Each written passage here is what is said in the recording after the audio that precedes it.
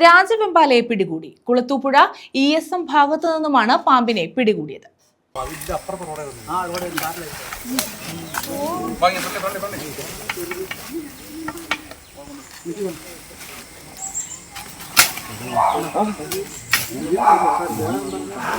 Kulathupuzha ESM ഭാഗത്തു നിന്നുമാണ് രാജവെമ്പാലയെ പിടികൂടിയത്. Thenmala RRT beat forest officer V Radhakrishnan, SFOമാരായ TR Shibu, Ayyub Khan, forest beat അസിസ്റ്റന്റുമാരായ അമ്പാടി, കലേഷ്, ദേവദത്തൻ എന്നിവരുടെ നേതൃത്വത്തിലുള്ള സംഘമാണ് പാമ്പിനെ പിടികൂടിയത്.